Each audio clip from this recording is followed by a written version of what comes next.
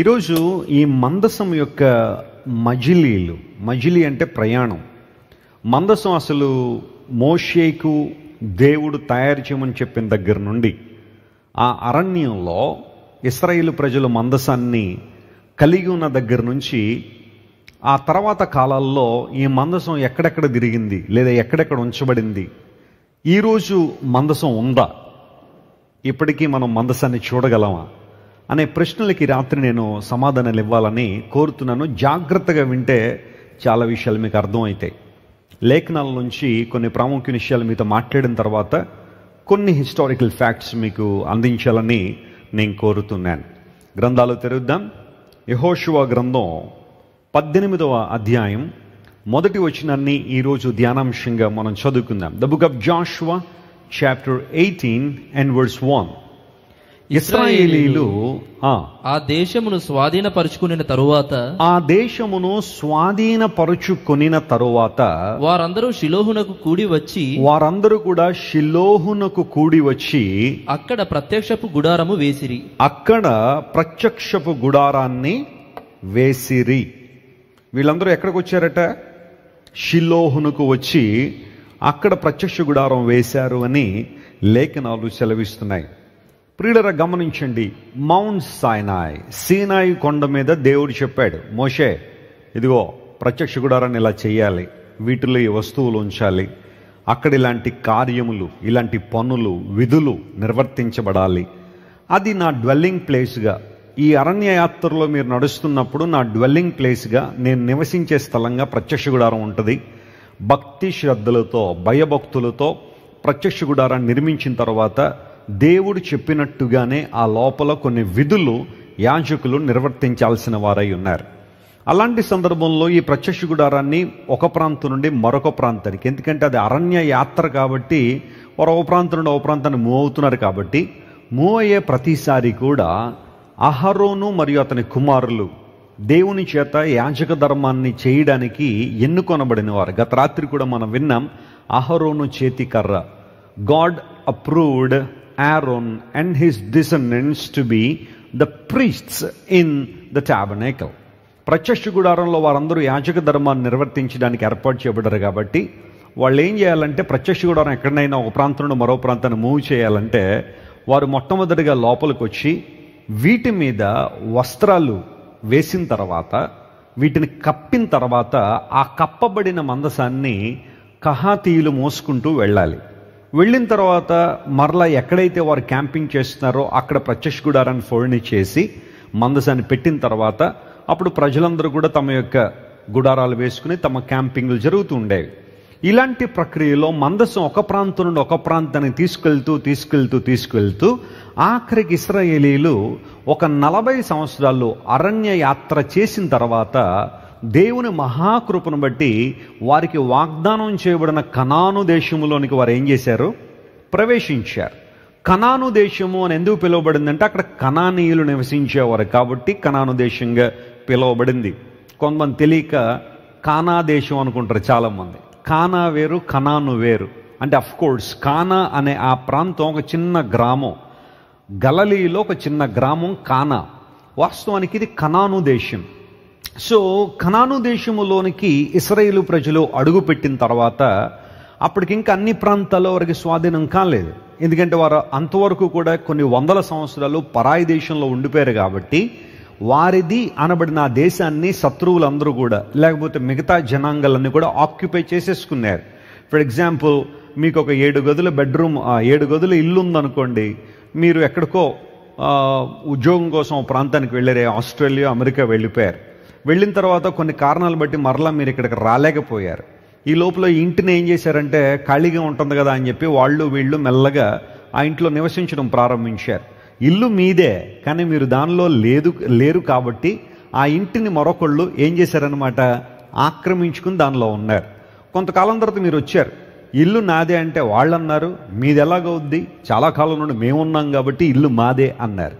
వీళ్ళంటారు, లేదు దాన్ని కట్టిందే మేము, అది మాది, మాకు స్వాస్థ్యంగా ఇవ్వబడిన ఇల్లు అది, మాది మాకు ఇచ్చేయండి అని వీళ్ళు. అబ్బాయి అలా కుదరదని చెప్పి వీళ్ళు. ఈ రోజుల్లో చూడండి, టెనెంట్స్తో కొన్ని ప్రాబ్లమ్స్ ఉంటాయి. కొంతమంది ఇల్లు కట్టుకుంటారు, బాగానే కట్టుకుంటారు, అద్దెకిస్తారు, ఆ అద్దెకున్న వాళ్ళు కొంచెం ఓనర్స్ని ఏం చేస్తుంటారు, కొన్ని సందర్భాల్లో ఇబ్బంది పెట్టేస్తూ ఉంటారు. అద్దె సరిగా ఎవరు, ఇల్లు సరిగా మెయింటైన్ చేయరు. పోనీ ఖాళీ చేశానంటే ఎక్కడ ఖాళీ చేస్తాం, మీరు 6 నెలల ముందు నోటీస్ ఇవ్వాలి మాకు అని చెప్పి లీగల్గా ప్రొసీడ్ అయిపోతామని చెప్పి చాలా ఇబ్బందులు పెట్టేస్తూ ఉంటారు. జాగ్రత్త, అలాంటి పనులు చేయకండి. ఎవరైనా ఇంట్లో ఉంటే మీ ఓనర్స్కి చాలా చక్కగా సహకరించండి. ఒకవేళ ఇంక మాకు వద్దండి, ఈ ఇంట్లో మీరు ఉండొద్దు అని వాళ్ళు చెబితే కొంచెం టైం అడుగో, లేకపోతే మరొక ఇల్లు చూసుకుని వెళ్ళిపోవడం మంచిదే. కానీ వాళ్ళ మీద తిరగబడిపోయి ఇల్లు నాది, ఏం చేస్తావు చేసుకో, ఎవరితో చెప్పుకుంటావు చెప్పుకో అని ఇలాంటి మాటలు దేవుని బిడ్డలు అనడానికి లేదు. మీకు అర్థం అవ్వాలని చెబుతున్నాను. దేశం వీళ్ళదే, ప్రాంతం వీళ్ళదే, కానీ వీరు వెళ్ళిపోయి ఐగుప్తులో ఉండడాన్ని బట్టి ఈ ప్రాంతాన్నంతా కూడా 7 రకాలైన జనాంగాలు వాళ్ళందరూ కూడా ఆక్యుపై చేసేసుకున్నారు. ఇప్పుడు ఇశ్రాయేల్ ప్రజలు మరలా వచ్చేసారు. తక్కువ మంది ఉన్నారా? 6 లక్షల మంది జనాంగం. వాళ్ళందరూ కూడా బయలుదేరారు. అరణ్యంలో కొంతమంది చనిపోయారు అనుకోండి.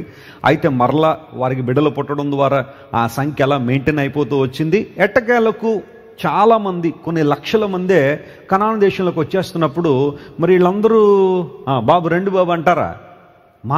మా ప్రాంతాలు ఇవి, మీరెవరు? ఇప్పుడు ఎక్కడో 400 సంవత్సరాల తర్వాత మీరు వచ్చేసి ఇది మాది ఇది మాది అంటే మేము ఎక్కడిస్తాం అని చెప్పి వాళ్ళందరూ కూడా పట్టుబట్టు కూర్చున్నప్పుడు దేవుడు అన్నాడు, మీరు కనాను దేశాన్ని స్వాధీనపరచుకోండి, ఆ శత్రువులను వెళ్ళగొట్టండి, కావలసిన శక్తిని మీకు ఇస్తాను దేవుడు చెప్పినప్పుడు యెహోషువ నాయకత్వంలో కొంచెం ప్రతిఘటన పెద్దగా లేని ప్రాంతాలన్నీ కూడా ముందు ఏం చేసేసారు, వీళ్ళు కైవసం చేసేసుకున్నారు.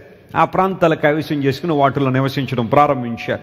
మరి అక్కడున్న వాళ్ళు ఏం చేశారంటే కొంచెం ప్రక్కకు జరిగిపోవడమో, లేకపోతే వారి దేశాలుగా పిలువబడిన ప్రాంతాలకు వారు వెళ్ళిపోవడమో జరిగి అక్కడ వాళ్ళు సెటిల్ అయిపోయారు.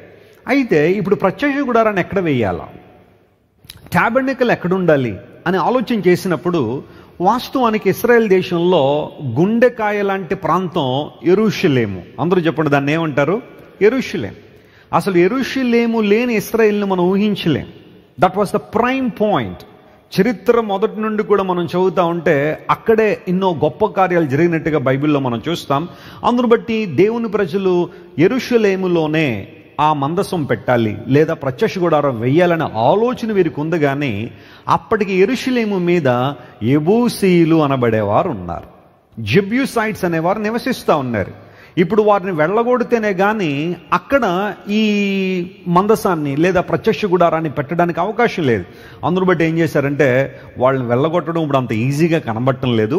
అందును బట్టి దీన్ని ఏం చేద్దామంటే ఈ ప్రత్యక్ష గుడారాన్ని ఒక సేఫ్ ప్లేస్లో, ఒక క్షేమకరమైన పరిస్థితుల్లో ఉంచుదామని చెప్పి ఎఫ్రాయిము గోత్రికులకు సంబంధించిన ఎఫ్రీం అనబడే ఆ వ్యక్తి గోత్రానికి సంబంధించిన ఆ ప్రాంతంలో షిలోహు అనే ప్రాంతం ఉంది. చెప్పండి, దాన్ని ఏమంటారు? షిలోహు. అక్కడ దేవుని మందసాన్ని వేశారు. దేవుని మందస ప్రత్యక్ష గుడారాన్ని అక్కడ వేసి మందసాన్ని అక్కడ ఉంచారు. That's what Jashuva chapter 18 and verse 1 says. అక్కడ బైబిల్ గ్రంథం సెలవిస్తూ ఉంది, కనాను దేశంలోకి వారు వచ్చిన తర్వాత వారు షిలోహులో దేవుని మందిరాన్ని వేశారు. ఒకసారి ఈ దృశ్యాన్ని మీరు చూడండి. దీన్ని మౌంట్ నెబో అని పిలుస్తారు. నెబో కొండ అంటారు. చెప్పండి, ఏమంటారు దీన్ని? నెబో కొండ. అంటే ఇశ్రాయేలు ప్రజలు జాగ్రత్తగా ప్రయాణం చేసుకుంటూ they were about to enter in to the land of Canaan. కనాను దేశంలోని ప్రవేశించడానికి ఇంక దగ్గరికి వచ్చారు వాళ్ళు. మౌంట్ నెబో అనే ఈ కొండ బైబిల్ చరిత్రలో చాలా ప్రాముఖ్యమైన ప్రాంతం. ఎందుకోసం అంటే ఎగ్జాక్ట్గా మీరు ఏ పిక్చర్ అయితే చూస్తున్నారో అక్కడి నుంచి మోషే కనాను దేశాన్ని చూశాడంతే, లోపలికి వెళ్ళలేదు. మోషే కనాను దేశంలో ప్రవేశించలేదు కదా, మనందరికీ తెలుసు. అయితే పరమ కానానులో మోషే ఉన్నాడు. ఆ తర్వాత వచనాలు గ్రంథాన్ని మనం చదివితే ఆ విషయాలు మనకు అర్థమవుతాయి. అయితే లిటరల్గా కనాను దేశంలోనికి మోషే ఏం చేయలేకపోయాడు? ప్రవేశించలేకపోయాడు. మౌంట్ నెబో, ఆ నెబో కొండ మీదే మోషే చనిపోతే అతనికి సంబంధించిన ఆ పాతిపెట్టడ కార్యక్రమాలనే దేవుడే నిర్వహించాడు. మనుషులు ఎవరు దగ్గర లేరు. మోషే సమాధిని దేవుడు హైడ్ చేశాడు. ఎందుకోసం తెలుసా? ఒకవేళ ఈరోజు మోషే సమాధి గనక దొరికితే ఇశ్రాయేలు ప్రజలు దాన్ని ఒక పుణ్యక్షేత్రంలో మార్చేసేవాళ్ళు. ఎందుకంటే ధర్మశాస్త్రం మోషే ద్వారా అనుగ్రహించబడింది కాబట్టి ఇశ్రాయేలీలు, యూదులు మోషేను చాలా గౌరవిస్తారు. మోషే సమాధి గనక దొరుకుంటే అదొక పెద్ద పుణ్యక్షేత్రంలో మార్చేసేవారు. అందును బట్టి దేవుడు కొన్ని ప్రణాళికలను బట్టి కొన్ని వాటిని దేవుడు ఏం చేశాడు చెప్పండి? మరుగు చేశాడని దేవుడు హైడ్ చేశాడు. ఇప్పుడు ఇశ్రాయేలు ప్రజలందరూ కూడా మోషే చనిపోయిన తర్వాత మరి మమ్మల్ని నడిపించే నాయకుడు ఎవరు అని ఆలోచన చేస్తున్న తరుణంలో మోషే దగ్గర చాలా చక్కని పరిచర్య చేసిన దైవజనుడు యెహోషువ గారు మోషే తర్వాత ఇశ్రాయేలు ప్రజలకు నాయకుడిగా నియమించబడ్డాడు. ఇప్పుడు యెహోషువ అడిగాడు, ప్రభువా మేము కనాను దేశాన్ని స్వాధీనపరచుకోవాలనుకుంటున్నాం, మమ్మల్ని నడిపించండి. యెహోషువ సిద్ధపడుతున్న సమయంలో వారి ముందు యోర్దాను నది అడ్డొచ్చింది. Look at that river, that's called Jordan river. యోర్దాన్ నది ఏదో చిన్న కాలవలా ఉందండి వెస్లీ గారు, దీన్ని నది అంటారంటే యోర్దాన్ నది అలాగే ఉంటుంది. కొన్ని చోట్ల కొంచెం వెడల్పుగా ఉంటుంది, కొన్ని చోట్ల కొంచెం సన్నగా ఈ విధంగా ఎలా అయితే ఉందో అలా ఉంటుంది. మన గోదావరి నది కూడా అన్ని చోట్ల కూడా ఇప్పుడు మన రాజమండ్రిలో ఉన్నంత వెడల్పులో ఉండదు. గోదావరి నది కొన్ని చోట్ల చాలా చిన్నగానే ఉంటుంది. కానీ ఆ తర్వాత ప్రవాహం పెరిగే కొలది, కొన్ని ఉపనదులు కలిసే కొలది మన రాజమండ్రికి వచ్చేసరికి సుమారుగా 2.5 కిలోమీటర్లు వెడల్పు గోదావరి నది మన దగ్గర ఉంది. యోర్దాను నది అది హార్వెస్ట్ టైమ్స్లో, అంటే కొన్ని సందర్భాల్లో యోర్దాను నది గట్ల వెంబడి గట్ల మీద పారుతుందంట. అంటే విపరీతంగా ప్రవహిస్తూ ఉంటుందేమో, ప్రజలు దాని నుండి దాటడానికి చాలా భయపడతారు. ఎందుకంటే ప్రవాహంలో అంత ఈజీ కాదు. కొంతమంది ప్రవాహం వెళ్తున్నప్పుడు సైకిల్ దుక్కుని వెళ్ళిపోతుంటారు, అలా జారిపోయి ప్రవాహంలో పడిపోతుంటారు, బళ్ళ మీద వెళ్ళిపోతుంది. ఎందుకంటే ఆ ప్రవాహం యొక్క స్పీడ్ వారు అంచనా వేయలేరు. అలాంటి సందర్భంలో యెహోషువ దేవుని వైపు చూస్తున్నప్పుడు దేవుడు అన్నాడు, యెహోషువ నేను మీకు ఒక పద్ధతి నియమించాను. యోర్దాను నదిని మీరు దాటాలంటే యాజకులు ఎవరైతే ఉన్నారో, నిబంధన మందసాన్ని మోస్తున్న వాళ్ళు ఎవరైతే ఉన్నారో వారు మీకు ముందుగా వెళ్ళాలి. వారు వెళ్ళిన తర్వాత ఆ మందసాన్ని వారు మోసుకుంటూ వారి అరికాళ్ళు యోర్దాను నదికి టచ్ అవ్వగానే యోర్దాను నది అల్లంత దూరంలో, అంటే ఆదాము అనే పురంలో యోర్దాను నది ఆగిపోద్ది. అందును బట్టి మీరందరూ కూడా యోర్దాను నదిని దాటేయచ్చని దేవుడు చెప్పాడు. మనం యెహోషువ గ్రంథం 3వ అధ్యాయం చదివితే ఈ మాటలన్నీ కూడా అక్కడ ఉంటాయి. నిబంధన మందసాన్ని మోస్తున్న యాజకులు అంటే దట్స్ ఫర్ వెరీ షూర్. అక్కడ దేవుని బిడ్డల దగ్గర ఏముందన్నమాట, మందసం ఉంది. అక్కడ మందసాన్ని వారు మోసుకుంటూ, మొదట యాజకులు వెళ్ళి మందసాన్ని మోసుకుంటున్న వాళ్ళు అరికాళ్ళు నీటికి తగలగానే అక్కడ యోర్దాను నది ఆగిపోయింది. వెంటనే ఇశ్రాయేలు ప్రజలను దాటేశారు. ఆ తర్వాత యెరికోను జయించడం, ఒక్కొక్క ప్రాంతాన్ని జయించుకుంటూ వారు వెళ్తున్నప్పుడు చివరికి వచ్చేసరికి షిలోహు అనే ప్రాంతంలో వారు ప్రత్యక్ష గుడారాన్ని వేశారు. ఈరోజు మనం ఇశ్రాయేల్ దేశం వెళ్తే this is the exact place. Shiloh అని మీరు చూస్తున్న ఈ ప్రాంతం కరెక్ట్గా ఇక్కడే. ఆ టైంలో ప్రత్యక్ష గుడారాన్ని వేసి ఈ మందసాన్ని పట్టుకొచ్చి ప్రత్యక్ష గుడారంలో ఉంచారు. ఇశ్రాయేల్ దేశంలోకి వచ్చిన తర్వాత జరిగిన పని, ఆ పై ఫోటో కూడా మనం చూస్తే ఈ కొండ క్రింద ఉన్న భాగం ఏదైతే ఉందో ఆర్కియాలజిస్టులు ప్రూవ్ చేశారు. ఆ కొండ క్రింద ఉన్న షిలోహు అనే ప్రాంతంలోనే ప్రత్యక్ష గుడారం వేయబడిందట. అక్కడ మందసం ఉంచబడినప్పుడు అక్కడ కొంతమంది దేవుని చేత ఎన్నుకొనబడిన వారు పరిచర్య చేయడం ప్రారంభించారు. ఇక్కడ ఈ షిలోహులో అలా పరిచర్య కొనసాగుతున్న ఆ కాలంలో మనం సమూయేలు గ్రంథం దగ్గరికి వచ్చేస్తే ఏలీ అనబడే ఒక దైవజనుడు మనకు కనబడతాడు. చెప్పండి, ఆయన పేరేంటి? ఏలీ అనే దైవజనుడు. అంత బాగానే ఉంది, ప్రత్యక్ష గుడారం వేయబడింది, ఏలీ గారు నియమించబడ్డారు, అక్కడ పరిచర్య కొనసాగుతుంది. ఏలీ కుమారులు హొఫ్నీ మరియు ఫినెహాసులు దేవుని చిత్తానికి వ్యతిరేకంగా నడిచి ఆ ప్రత్యక్ష గుడారం దగ్గర జరుగుతున్న పనులన్నింటినీ కూడా ఆల్టర్ చేసేసి వారు తమకు ఇష్టానుసారంగా జీవిస్తూ దేవునికి కోపం తెప్పించారు. అలాంటి సందర్భంలో ప్రియులారా మందసం పట్టబడింది అని లేఖనాలు సెలవిస్తున్నాయి. బైబిల్ గ్రంథాన్ని చదివితే ఈ మాటలన్నీ మనకు అర్థమవుతా ఉన్నాయి. ఆ సందర్భంలో ఫినెహాసు భార్య ఒక బిడ్డకు జన్మనిస్తూ ఆ బిడ్డ పుట్టగానే బిడ్డను చూసి ఈకాబోదు అని పేరు పెట్టింది. చెప్పండి, ఏం పేరు పెట్టిందామే? ఈకాబోదు. ఆ మాటలు ఒకసారి గమనిద్దాం. సమూయేలు మొదటి గ్రంథం 4వ అధ్యాయం 22-21 వచనాన్ని మనం చదివితే ఆ మాటను మనం చూస్తాం. చూడండి, దేవుని మందసం పట్టబడిందనే సంగతిని మరియు తన మామయు పెనిమిటియు చనిపోయిన సంగతిని తెలుసుకుని ప్రభావము ఇశ్రాయేలు నుండి ఏమైపోయింది? వెళ్ళిపోయింది అని చెప్పి ఆ బిడ్డకు ఈకాబోదు అనే పేరు పెట్టింది. ఈకాబోదు అనగా ప్రభావము వెళ్ళిపోయింది, గ్లోరీ డిపార్టెడ్, దేవుని మహిమ పోయింది. ఎందుకోసం అంటే ఇశ్రాయేలు ప్రజలు ఆ టైంలో ఫిలిస్తీన్లతో భయంకరంగా పోరాడుతున్నారు. ఫిలిస్తీన్లు చాలా గట్టి పోరాటాన్ని ఇస్తూ ఉంటే ఆ పోరాటంలో జయిద్దామనే ఆలోచనతో ఇశ్రాయేలు ప్రజలందరూ ఏం చేశారంటే ఇక్కడ షిలోహులో వేయబడిన మందసాన్ని పట్టుకొచ్చేసి యుద్ధానికి తీసుకెళ్ళిపోయారు దాన్ని. ఆ మందసాన్ని యుద్ధానికి తీసుకెళ్ళిపోయినప్పుడు వాళ్ళు అనుకున్నారు, మందసం మనతో ఉంటే విజయం వచ్చేస్తుందిలే అనే ఆలోచనతో వారి హృదయాలు దేవునికి దగ్గరగా లేకుండా, వారి హృదయాల్లో దేవునికి స్థానం లేకుండా, ఈ మందసం కేవలం మనతో ఉంటే చాలే అన్న ఒక ఆలోచనతో, ఆలోచనారహితంగా ఏం చేస్తున్నారో కూడా తెలియని పరిస్థితుల్లో మందసాన్ని తీసుకెళ్ళిపోయిన ఫిలిస్తీన్లకు అర్థమైంది, అసలు ఇశ్రాయేలుని ఇంతవరకు కూడా నడిపించింది వారికి బలసూచకమైన మందసం ఇదే కాబట్టి దీన్ని పట్టేసుకుంటే ఇంక ఇశ్రాయేలు మీద శాశ్వతంగా మనం విజయం సాధించొచ్చని ఆలోచనలో ఫిలిస్తీన్లు మందసాన్ని ఏం చేశారు చెప్పండి? క్యాప్చర్ చేసేసారు, పట్టేసుకున్నారు. పట్టుకున్న తర్వాత ఈ సంగతి తెలిసి ఏలీ గారు మెడ విరిగి ఏమైపోయాడు? ఆయన చచ్చిపోయాడు. అప్పుడు జరిగిన ఆ పోరాటంలో కొన్ని వేల మంది ప్రజలు నేల కొరిగిపోతే అందులో ఏలీ కుమారులు హొఫ్నీ మరియు ఫినెహాస్ హొఫ్నీలు ఇద్దరు కూడా ఏమైపోయారు? చనిపోయారు. ఆ ఫినెహాస్ భార్య బిడ్డకు జన్మనించి ప్రభావం పోయింది, గ్లోరీ డిపార్టెడ్. ఎందుకోసం ఇంతవరకు దేవుని మహిమతో నింపబడిన దేవుని ప్రజలు దేవుని దూరం అయిపోవడం వలన, దేవుని చిత్తాన్ని వారు గ్రహించకుండా ఇష్టానుసారంగా జీవించేసి కేవలం ఏదో ఒక వస్తువు మన దగ్గర ఉంటే విజయం పొందుతారనుకుని దీన్ని కూడా తీసుకెళ్లి శత్రువుల చేతిలో పెట్టేశారు. ఇశ్రాయేలు నుంచి ప్రభావం పోయిందని చెప్పి ఏకాబోధనే పేరు పెట్టి ఆమె చచ్చిపోయింది. ఇప్పుడు ఆ కుమారుని చూసిన ప్రతిసారి మనుషులకి ఏం గుర్తొస్తుందన్నమాట? ప్రభావము వెడలిపోయింది. గమనించండి ప్రియులారా, నేను చాలాసార్లు చెబుతున్నాను, దేవునికి మన హృదయాల్లో చోటు ఇవ్వకుండా, దేవునికి మన మనస్సుల్లో చోటు ఇవ్వకుండా, మన ప్రాధాన్యతల్లో దేవునికి మొదటి స్థానం ఇవ్వకుండా ఎన్ని రకాలైన వస్తువులతో మనం సరౌండ్ చేయబడినప్పటికీ కూడా ఆధ్యాత్మిక జీవితంలో మనం ఏం పొందలేము? విజయాన్ని పొందలేము. ఒక సిలువ పెట్టుకోవడం వలనో, లేకపోతే ఒక బైబిల్ పెట్టుకోవడం వలనో, లేదా కొబ్బరి నూనె బాటిల్ ఇంట్లో పెట్టుకోవడం వలనో, లేకపోతే తెల్లని వస్త్రాన్ని ఇంట్లో పెట్టుకోవడం వలనో విజయం వచ్చేస్తుంది అని నువ్వు అనుకుంటే అది ఖచ్చితంగా పొరపాటే. దేవుడు మొదటిగా ఎక్కడుండాలా? మన హృదయాల్లో ఉండాలి. ఆయన మన హృదయాల్లో నివసించాలనుకున్నాడు. హృదయాన్ని దేవుని దూరంగా పెట్టేసి మన మనసులో దేవుని చోటు ఇవ్వకుండా దైవిక సంబంధం కొన్ని వస్తువులను, ఆ మార్కెట్లో దొరుకుతున్న వస్తువులు ఏవైతే ఉన్నాయో, రకరకాల బైబిళ్ళు కావచ్చు, కొంతమంది మీటింగులకు వెళ్తారు, మీటింగులకి వెళ్ళాలి, దేవుని వాక్యం వినాలని ఆశ ఉండదు.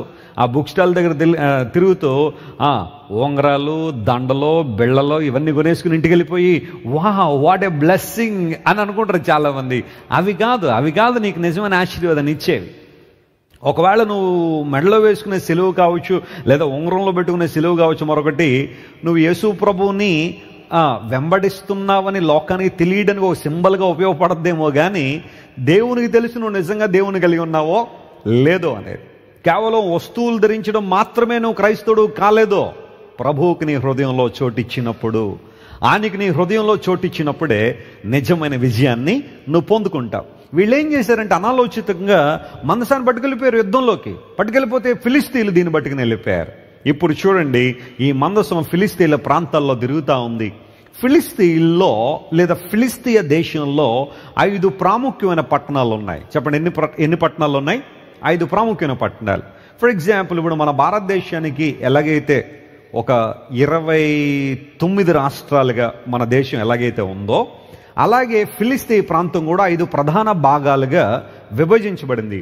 ఇప్పుడు ఫిలిస్తీన్లు మందసాన్ని పట్టుకుని మొట్టమొదటిగా అష్డోదు అనే ప్రాంతాన్ని తీసుకెళ్లారు. మనం అదే సమూయేలు మొదటి గ్రంథం 5వ అధ్యాయము 1వ వచనం మనం చదివితే దానిలో ఆ మాట ఉంటే చూడండి. ఫిలిస్తీన్లు దేవుని మందసం పట్టుకుని ఎబెనెజరు నుండి ఎక్కడికి తీసుకొచ్చారట? అష్డోదు అనే ప్రాంతానికి తీసుకొచ్చి ఆ మందసాన్ని పట్టుకుని వెళ్ళి అష్డోదు అనే ప్రాంతంలో వారు ఆరాధించే ఫిలిస్తీయ దేవత దాగోను. అందరూ చెప్పండి, ఆ దేవత పేరేంటి? దాగోను గుడిలో పెట్టేశారు. పట్టుకొచ్చి ఈ మందసాన్ని పట్టుకుని దాగోను గుడిలో పెట్టడంలో వారి ఉద్దేశం ఏంటో తెలుసా?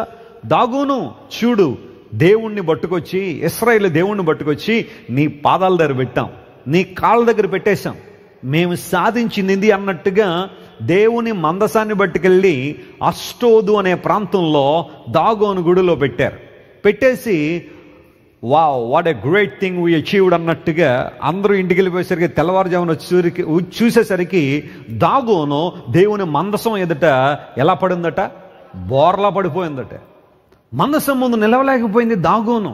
వెంటనే బోర్లా పడిపోగానే అందరూ వచ్చి చూసి, అయ్యో అపచారం జరిగిపోయింది, ఎవరు పడగొట్టారా? ఎవరు పడగొట్టలేదు, దాగోనే పడిపోయింది. ప్రభువును, దేవుని మందసాన్ని చూడగానే ఏ శక్తి ఆయన ముందు నిలవలేదన్నట్టుగా దాగోను పడిపోయింది. వెంటనే మరలా ఆ దాగోను నిలబెట్టేశారు. రే ఎవరికి చెప్పకండి రోయ్, ఈ జరిగిన విషయం ఎవరితో మాట్లాడకండి అని చెప్పి దాగోను నిలబెట్టారు. నిలబెట్టిన తర్వాత మరలా మరుసటి రోజు చూసేసరికి ఈసారి తల మరియు చేతులు కూడా ఏమైపోయినాయట, తెగివేయబడి ఉన్నాయి. వెంటనే వాళ్ళకి భయం వేసింది. అంత మాత్రమే కాకుండా దేవుని మందసం వారి ప్రాంతాల్లో ఉండడం వలన దేవుని ఉగ్రత మరియు దేవుని జడ్జిమెంట్ ఆ ప్రాంతాల మీద రావడం ప్రారంభించింది. బైబిల్ సెలవిచ్చా ఉంది, దేవుడు వారిని గడ్డల రోగంతో ఏం చేశారట, ఆయన మొత్తాడని బైబిల్లో ఉంది. అంటే శరీరం మీద గడ్డలు వచ్చేస్తూ ఉన్నాయి. ఇదేట్రా, నిన్నదాకా బాగానే ఉన్నాం కదరా, మంచి ఎక్సర్సైజ్ చేస్తున్నాం, ఫుడ్ బాగానే తింటున్నాం, ఈ గడ్డలు వస్తున్నాయి ఏంటని చెప్పి ఆ గడ్డల రోగంతో వారు మొత్తబడినప్పుడు వాళ్ళకి అర్థమైపోయింది, రే సీక్రెట్ ఏంటంటే ఇగో ఇదేదో వస్తువుని తెచ్చేసాం కానీ ఇది మనం హ్యాండిల్ చేయలేకపోతున్నాం, మంద కాదు ఇది. అందును బట్టి దీన్ని ఇంకో ప్రాంతానికి పంపించేద్దామని చెప్పి అష్టోద్ అనే ప్రాంతం నుండి ఫిలిస్తీయ దేశంలో ఉండే మరొక ప్రాంతం, దాన్ని గాతు అంటారు. చెప్పండి ఏ ప్రాంతం అది? గాత్ అనే ప్రాంతానికి తీసుకుని వెళ్ళిపోయారట. గాత్ అనే ప్రాంతానికి వెళ్ళారు. మీరు జాగ్రత్తగా బైబిల్ చదివితే గాతు అనే ప్రాంతం కొంచెం ఫేమస్ సిటీ. ఎందుకోసం అంటే అక్కడి నుంచే వచ్చారు. ఎవరో తెలుసా? 6 మూరల జానెడు గొలియాతు ఎక్కడి నుండి వచ్చాడు? గాతులోంచి వచ్చాడు. వీళ్ళు గాతుకి ఎందుకు పంపించారంటే అక్కడ బలమైన వాళ్ళు ఉంటారు రోయ్, ఆ గొలియాతు సంబంధికులందరూ బాగా బలంగా అక్కడ ఉంటారు, వాళ్ళైతే హ్యాండిల్ చేయగలరని చెప్పి గాత్ అనే ప్రాంతానికి పంపించారట. బైబిల్లో మాట రాయబడింది, అక్కడ కూడా మందసం వెళ్ళగానే అక్కడ అందరికి ఏం బయలుదేరిని? గడ్డలు బయలుదేరినారు. రహస్య ప్రాంతాల్లో గడ్డలు అన్నాడు. ఇది వర్ణించలేని బాధ అన్నమాట. అందరూ బాధపడిపోతున్నారు. ఏంటే పరిస్థితి అంటే గడ్డలు వచ్చేసినాయి, ట్యూమర్లు వచ్చేసినాయి. ఇలాంటి పరిస్థితుల్లో అబే మేము కూడా హ్యాండిల్ చేయలేమని చెప్పి గాత్ అనే ప్రాంతం నుండి ఈసారి అదే ఫిలిస్తీ ప్రాంతంలో మరొక ప్లేస్ ఉంది, దాన్ని ఎక్రోను అని పిలుస్తారు. చెప్పండి ఏ ప్రాంతం అది? ఎక్రోన్ అనే ప్రాంతం. ఇప్పుడు ఈ 2 ప్రాంతాల్లో జరిగిన విషయాలు తెలుసుకోగానే ఎక్రోనీయులు కొంచెం కేకలేసారు, మమ్మల్ని ఏం చేద్దామని ఇక్కడ పంపిస్తున్నారు, మమ్మల్ని చంపేస్తారా, ఇలా బ్రతకనివ్వరని చెప్పి వాళ్ళు కంగారు పడిపోయారు. అలా ఫిలిస్తీన్ల ప్రాంతంలో మందసము 7 నెలలు ఉందట. చెప్పండి ఎన్ని నెలలు ఉన్నాయి? 7 నెలలు ఉన్నాయి. 7 నెలల తర్వాత వారు ఈ పరిస్థితులన్నీ కూడా అంచనా వేసుకుని, అరే మనం మందసాన్ని హ్యాండిల్ చేయలేము, ఇది ఎక్కడ ఉండాలో అక్కడే ఉండాలి, అందును బట్టి దీన్ని పంపించేద్దాం అని చెప్పి వాళ్ళు ఏం చేశారంటే ఆవులను తీసుకొచ్చి, బైబిల్ గ్రంథాన్ని మనం చూస్తే అదే సమూయేలు మొదటి గ్రంథం 6వ అధ్యాయము 7వ వచనం మనం చదివితే, క్రొత్త బండి ఒకటి చేయించి కాడి మోయని పాడి ఆవులను 2 తెచ్చి బండికి కట్టి వాటి దూడలను కూడా వాటి దగ్గర నుండి ఇంటికి తోలేసి యెహోవా మందసమున ఆ బండి మీద ఎత్తి, వాళ్ళు ఎక్కడికి వెళ్ళిపోద్దో చూద్దాంలే వదిలేసేంట్రా, ఆ ఆవులే తీసుకెళ్ళిపోతాయి ఈ మందసాన్ని అని చెప్పి వదిలేశారు. ఎందుకోసం ఫిలిస్తీన్లు మందసాన్ని హ్యాండిల్ చేయలేకపోయారు.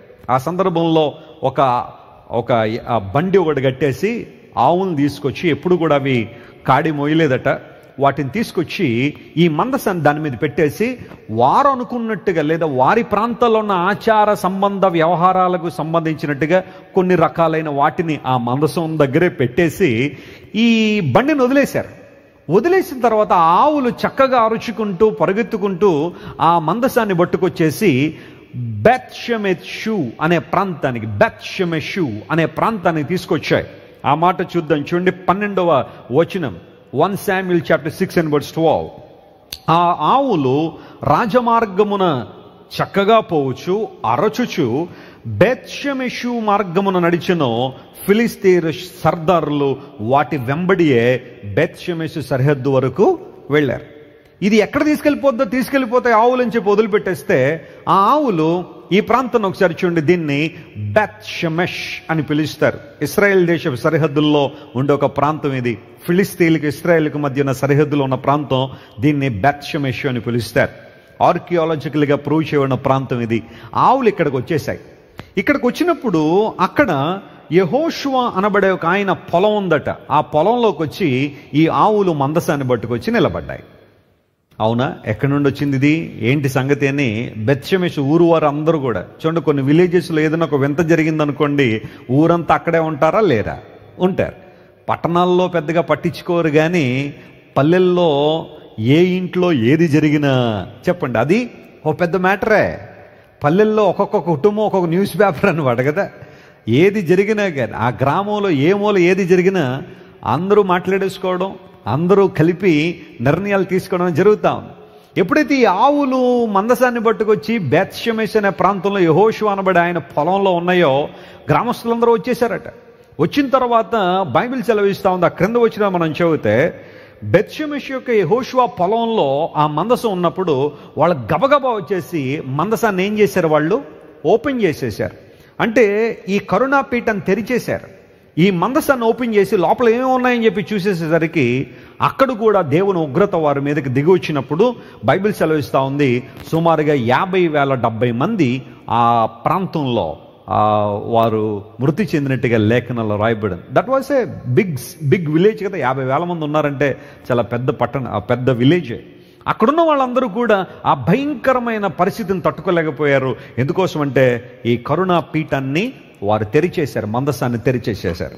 వెంటనే అక్కడి నుంచి బేత్షెమెషు వారు కంగారు పడి, మేము కూడా దీన్ని హ్యాండిల్ చేయలేము, దయచేసి ఎవరైనా దీన్ని తీసుకెళ్ళిపోండి అన్నప్పుడు కిరియతారీము 21 వచ్చిన దగ్గర రండి. 1 Samuel chapter 6:21. కిరియత్యారీము కాపురస్తులకు దూతలను పంపి మందసాన్ని తీసుకుని పోవాలని వర్తమానం పంపారు. సో 7వ అధ్యాయం 1వ వచనం మనం చదివితే, అప్పుడు వారు కిరియతారీము అనే ప్రాంతానికి సంబంధించిన వారు మందసమును తీసుకుని పోయి అబీనాదాబు, అందరూ చెప్పండి ఆయన పేరేంటి, అబీనాదాబు అనే ఒక ఆయన ఇంటిలో మందసాన్ని ఉంచారు. ఇక్కడికి వచ్చిన తర్వాత ఒక 20 years ఇంకా మందసాన్ని ఇంకెవరు కదపలేదు, అక్కడే ఉండిపోయింది. 20 సంవత్సరాలు ఉండిపోయిందంట మందసం అక్కడే. కిరియత్యారీం అనే ప్రాంతం, దాన్ని గిబియా అని కూడా వేరే అధ్యాయాల్లో ఆ మాటని మనం చూస్తాం. అక్కడ అబీనాదాబు అనబడే ఒక ఆయన ఇంటి దగ్గర తీసుకొచ్చి మందసాన్ని అక్కడ ప్లేస్ చేశారు. 1 కాదు 2 కాదు, 20 సంవత్సరాలు. 7 నెలలు ఫిలిస్తీన్ల దగ్గర ఉన్న తర్వాత అక్కడ నుంచి బేత్షెమెషు రావడం, అక్కడ నుంచి మరలా కిరియత్యారీం రావడం, అబీనాదాబ్ అనే ఆయన ఇంటి దగ్గర 20 సంవత్సరాలు ఉంచారు. బైబిల్ గ్రంథాన్ని మనం పరిశీలన చేస్తే అబీనాదాబుకున్న కొడుకుల్లో ఒక ఆయన, అతని పేరు ఎలియాజరు అని బైబిల్లో ఉంది. అతన్ని ఈ మందసం దగ్గర సేవ చేయడానికి ప్రతిష్ఠించినట్టుగా లేఖనాల్లో మనం చూస్తున్నాం. అక్కడ 20 years ఉండిపోయాను. ఇప్పుడు 20 సంవత్సరాలు మందసం ఉన్న తర్వాత ఈ లోపల యెరూషలేములో లేకపోతే దేవుని రాజ్యములో కొన్ని సంఘటనలు చోటు చేసుకున్నాయి. అదేనంటే సౌలు తప్పుకోవడం, దావీదు రాజుగా నియమించబడడం. ఈ సంగతులన్నీ జరిగిన తర్వాత దావీదు ఒక 7 సంవత్సరాలు హెబ్రోను అనే ప్రాంతం నుండి పరిపాలన చేశాడు. హెబ్రోను ప్రాంతంలో పరిపాలన చేసిన తర్వాత దావీదు గారికి అనిపించింది, ఎక్కడ కాదు నా సింహాసనం ఉండాల్సింది, నా సింహాసనం ఎక్కడుండాలి, యెరూషలేములో ఉండాలి. ఆ కొండ పైన యెరూషలేము మీద నుండి పరిపాలన చేయాలని ఆశించి యెబూసీయులకి వర్తమానం పంపించాడు, నేను వస్తున్నాను అని. అప్పుడు వాళ్ళు అన్నారు, అబ్బా నువ్వు వచ్చేస్తే మేము ఏమన్నా జరిగిపోవాలా, మేము ఏమన్నా భయపడాలా, నువ్వు రా, నువ్వు వస్తే మా ప్రాంతంలో యోధులక్కర్లా, వీరులక్కర్లా, కుంటివారు గుడ్డివారు ఎవరైతే ఉంటారో వాళ్ళు చాలు నీ మీద విజయం సాధించడానికని చాలా అపహాస్యంతో దావీదుకు మరలా తిరిగి వర్తమానం పంపించారు. అయినప్పటికీ దావీదు వాళ్ళు ఇలా అపహాస్యం చేస్తున్నారు కదా, హేళన చేస్తున్నారు కదా, మనం జయించలేమేమో అని అనుకోలేదు. దేవుని మహాకృప ద్వారా యెబూసీయులను జయించి దావీదు పురమును కైవసం చేసుకున్నాడు. స్తోత్రం చెప్పండి, హల్లెలూయా. అంటే ఎప్పటి నుంచో దేవుని ప్రజలకున్న ఒక కళ నెరవేరింది. యెరూషలేములో దావీదు సింహాసనాన్ని స్థాపించాలి, లేదా దేవుని సింహాసనం అక్కడ స్థాపించబడాలనే కోరిక దావీదు కాలంలో నెరవేర్చబడింది. ఇప్పుడు వచ్చాడు దావీదు సియోను అనే పురమును, దాన్నే దావీదు పురం అంటారు, దాన్ని బేస్ చేసుకుని సింహాసనాన్ని అక్కడ స్థాపించి పరిపాలన చేస్తున్నప్పుడు దావీదుకు ఒక ఆశ కలిగింది, మందసం ఎక్కడుంది తీసుకొద్దాం, దేవుని స్థలములోనికి యెరూషలేములోనికి మందసాన్ని తీసుకొద్దామని చెప్పి దావీదు ఎంక్వైరీ చేసినప్పుడు ఈ మందసం ఎక్కడుందని చెప్పుకున్నాం మనం, అబీనాదాబ్ అనబడే ఆయన ఇంటి దగ్గర ఉంది కదా. 20 సంవత్సరాలు ఉండిపోయింది. ఆయన కొడుకైన ఎలియాషరు అక్కడ పరిచర్య చేస్తున్నాడు. ఇప్పుడు దావీదు గారికి అర్థమయ్యి, పదండి మనం మందసాన్ని తీసుకొద్దామని చెప్పి వాళ్ళందరూ బయలుదేరారు. ఒకసారి కిరియతారీం ఆ ప్లేస్ మీరు చూడండి, ఇది చాలా సంవత్సరాల క్రితం తీయబడిన పిక్చర్. అది కిరియతారీము అనే ఈ ప్రాంతాన్ని మీరు చూస్తున్నారు. ఇక్కడి నుంచి మందసాన్ని యెరూషలేము తీసుకురావాలని దావీదు బయలుదేరాడు. వచ్చేగానే హడావిడి బయలుదేరిపోయింది. అబ్బో దావీదు గారు వచ్చారేమో, ఆయన వెనకాల చాలా మంది, కొన్ని వేల మంది వచ్చేసి వాళ్ళు అసలు మందసాన్ని ఎలా క్యారీ చేయాలి లేదా ఎలా పట్టుకెళ్ళాలి ఇలాంటి విషయాల్లో బహుశా నేను అనుకుంటాను ఎగ్జైట్మెంట్లో దావీదు మందసాన్ని యెరూషలేం తీసుకొచ్చేయాలనే ఆలోచనలో వాళ్ళు ఏం చేశారో తెలుసా, ఒక బండి కట్టి ఆ బండి మీద తీసుకొద్దామనే ఆలోచన తీసుకొచ్చారు. వాస్తవానికి మందసం అనేది కహాతీల భుజముల మీద ఏం చేయబడాలి, మోయబడాలి. ఆల్రెడీ మనం చెప్పాం. దాన్ని బండ్ల మీద కానీ మరొకటి పరిస్థితుల్లో మోయడానికి వీల్లేదు. మరి ఫిలిస్తీన్లు ఆ పని చేశారంటే వాళ్ళకి తెలియదు కాబట్టి చేశారు. ఫిలిస్తీన్లు ఆ ఆవులను ఒక బండికి కట్టేసి మందసాన్ని పెట్టేసి పంపించేశారు. వాళ్ళకి తెలియదు కాబట్టి, ఫిలిస్తీన్లకు దేవుడు అంటే ఎవరో తెలియదు, దేవుని విధానాలు తెలియవు కాబట్టి వాళ్ళు ఆ పని చేశారు. కానీ ఇక్కడ వీళ్ళందరూ దేవుని గురించి తెలిసిన వాళ్ళే, ధర్మశాస్త్రాన్ని తెలుసుకున్న వాళ్ళే, అన్నీ తెలిసిన వీళ్ళు ఆనాడు ఫిలిస్తీన్లు చేసినట్టుగానే మనం కూడా చేద్దాము, వాళ్ళు చేసినట్టుగానే మనం కూడా చేద్దామన్న ఆలోచనలో బండి కట్టి ఆ బండి మీద మందసాన్ని తీసుకురావడానికి ప్రయత్నం చేశారు. ఇలా తీసుకొస్తున్న పరిస్థితిలో ఒక చోట ఎడ్ల కాలు జారిపోయినప్పుడు మందసం అలా ప్రక్కకు ఒరిగిపోతాం, పడిపోతున్న పరిస్థితుల్లో ఇదే అబీనాదాబు గారి అబ్బాయే, అతని పేరు ఉజ్జా. అందరూ చెప్పండి, ఉజ్జా. ఇతను ఏం చేశాడంటే అయ్యో మంచం పడిపోతున్న ఆలోచనలో వెళ్ళి ఆ మందసాన్ని పట్టేసుకున్నాడు. పట్టుకోగానే ఆ వ్యక్తి అక్కడ ఏమైపోయాడు, చనిపోయాడు. దావీదు గారి దృశ్యాన్ని చూసిన తర్వాత చాలా బాధపడ్డాడట. ఒక మాటలో చెప్పాలంటే మనసులో చాలా ఒక ఆక్రందన, ఒక ఆక్రోశం వచ్చేస్తుంది. ఏంటి ప్రభు ఇలా జరుగుతున్నాయి పరిస్థితులు, మేము ఎంతో ఆనందంతో ఎంతో సంతోషంతో ఈ మనసాన్ని పట్టుకెళ్ళని ప్రయత్నం చేస్తూ ఉంటే అయ్యో ఇంతకాలం అబీనాదాబు ఇంట్లోనే ఉంది కదా, ఆ ఉజ్జా పట్టుకుంటే చనిపోయాడని చెప్పి ఆ ప్రాంతానికి పెరేజ్ ఉజ్జా అనే పేరు పెట్టి దావీదు చాలా బాధపడి ఈ సమయంలో మనం మందసాన్ని యెరూషలేము తీసుకెళ్ళడానికి అవకాశం లేదు. మన దగ్గరలో తెలిసిన వాళ్ళు ఎవరైనా ఉన్నారా అనేసరికి ఎవరు అనుంటారు, ఇక్కడేనండి ఓబేదేదోము అని ఒక ఆయన ఉన్నారండి, వీలైతే వాళ్ళ ఇంట్లో పెట్టేద్దామండి అనగానే ఈ మందసాన్ని పట్టుకులు ఎవరింట్లో పెట్టారు, ఓబేదేదోము, గిత్తీయుడైన ఓబేదేదోము అనబడే వ్యక్తి ఇంట్లో పెట్టారు. బహుశా నేను అనుకుంటాను అందరూ ఇప్పుడు చూస్తారన్నమాట, ఇది ఏమన్నా అవుద్దా, ఆల్రెడీ ఉజ్జా పట్టుకోవడం వల్ల చనిపోయాడు, ఎప్పుడైనా అవకాశం ఉంటే అసలు ఉజ్జా ఎందుకు చనిపోవాల్సి వచ్చింది, అలాంటి విషయాలు కొంచెం డీటెయిల్డ్గా ధ్యానం చేద్దాం. అయితే మందసం మజ్లీల గురించి ఆలోచన చేస్తున్నాం కాబట్టి షిలోహు నుండి ఎబెనెజరుకు, ఎబెనెజర్ నుండి ఫిలిస్తీ పట్టణాలకు, ఫిలిస్తీ నుండి బెత్షెమెషుకు, బెత్షెమెషు నుండి కిర్యత్యారీముకు, అక్కడి నుంచి ఇప్పుడు మందసం గిత్తీయుడైన ఓబేదేదోము ఇంట్లోకి వచ్చింది. ఓబేదేదోము ఇంటిలో మందసం 3 నెలలు ఉందట. చెప్పండి ఎన్ని నెలలు ఉంది, 3 months. 3 నెలలు ఉండడంతో ఆ మందసము ఉండడం ద్వారా ఓబేదేదోము ఇంటిని దేవుడు ఏం చేశాడు, ఆశీర్వదించాడు. ఆ లేఖన భాగాన్ని కూడా మీకు పరిచయం చేస్తాను. చూడండి, సమూయేలు 2వ గ్రంథం దగ్గరికి వస్తే బైబిల్ గ్రంథంలో పరిశీలన చేద్దాము. 6వ అధ్యాయం, సమూయేలు 2వ గ్రంథం 6వ అధ్యాయం 10వ వచనాన్ని నేను చదువుతాను, జాగ్రత్త వినండి. యెహోవా మందసమును దావీదు పురములోనికి తన యొద్దకు తెప్పింపనొల్లక గిత్తీయుడగు ఓబేదేదోము ఇంటి వరకు తీసుకొని అక్కడ ఉంచెను. యెహోవా మందసము 3 నెలలు గిత్తీయుడగు ఓబేదేదోము ఇంటిలో ఉండగా యెహోవా ఓబేదేదోమును అతని ఇంటి వారందరినీ దేవుడు ఏం చేశాడు, ఆశీర్వదించాడు. దేవుని స్తోత్రం చెప్పండి, హల్లెలూయా. ఓబేదేదోము అన్ని విషయాల్లో ఆశీర్వదించబడ్డాడు. మనం ఆ తర్వాత గ్రంథాలు, దినవృత్తాంతాల గ్రంథాలు మనం చదివితే ఓబేదేదోముకి 8 మంది కొడుకులట. చెప్పండి ఎంతమంది, దేవుడు ఆశీర్వించిన వాళ్ళందరినీ. వాళ్ళు ఎంతగా దీవించబడ్డారంటే ఆ తర్వాత కాలంలో వారు దేవుని సేవలో కూడా కొనసాగిన దాఖలాలు బైబిల్లో మనం చూస్తాం. దేవుడు అతనింటిని ఆశీర్వదించాడు. ఎందుకోసం, ఓబేదేదోము భక్తి శ్రద్ధలతో దేవుని సేవించువాడు గనుక, దేవుణ్ణి ఆరాధించువాడు గనుక, దేవునికి ఇవ్వాల్సిన ప్రాముఖ్యత, విలువ ఓబేదేదోము ఇస్తున్నాడు కాబట్టి ఓబేదేదోము దేవుడు ఆశీర్వించడం మొదలుపెట్టాడు. ఇప్పుడు ఎప్పుడైతే మందసం ఉండడం ద్వారా ఓబేదేదోము ఇల్లు ఆశీర్వించబడిందని తెలిసిందో ఇప్పుడు మరలా దావీదు గారు బయలుదేరిపారు. రండి ఇప్పుడు తీసుకొచ్చేద్దామని చెప్పి ఇప్పుడు కరెక్ట్ ప్లానింగ్ చేశాడు. మందసం అసలు ఎవరు మోయాలి, ఎలా మోయబడాలి, ఏంటి సంగతిని పరిశీలన చేసి, అంతకుముందైతే ఫిలిస్తీన్లు చేసినట్టుగా చేద్దాం అనుకున్నాడు. కానీ ఇప్పుడు వాస్తవాన్ని పరిశీలన చేసి లేఖనముల ప్రకారం, వాక్య ప్రకారం మందసాన్ని తీసుకొద్దామని ప్రయత్నం చేశాడు. ఆ మాట మనం చదివితే చూడండి, 13వ వచనం చదువుతున్నాం. సమూయేలు 2వ గ్రంథం 6వ అధ్యాయం 13వ వచనంలో, ఎట్లనగా యెహోవా మందసమును మోయువారు. చెప్పండి, ఇప్పుడు ఎవరు మోస్తున్నారు దీన్ని? మనుషులు మోస్తా ఉన్నారు, కహాతీయులు మోస్తా ఉన్నారు, లేవీలు మోస్తూ ఉన్నారు. అంతకుముందు ఫిలిస్తీన్లు బండిగట్టి పంపించేశారు కదా, మనం కూడా అలాగే చేద్దామని ఆలోచన. ఎవరినో చూసి కొన్నిసార్లు వాతలు పెట్టుకునే మనస్తత్వం మనలో ఉంటుంది. కానీ జాగ్రత్త వినండి, దేవుని విధానాల్లో దేవుని కార్యాలు జరగాలి. స్తోత్రం చెప్పండి, హల్లెలూయా. కాపీ పేస్ట్ అనేది అన్నిసార్లు పనిచేయదు దేవుని దగ్గర. కొంతమంది కాపీ పేస్ట్లు అనమాట. వాళ్ళు చేస్తే పోయింది లేదు, నేను చేస్తే ఏముందని అనుకుంటారు చాలామంది. నో, దేవుని పనులు, దేవుని విధానాలు, దేవుని యొక్క విధానాల్లో ఆయన చెప్పిన మార్గముల్లోనే చేయాలి.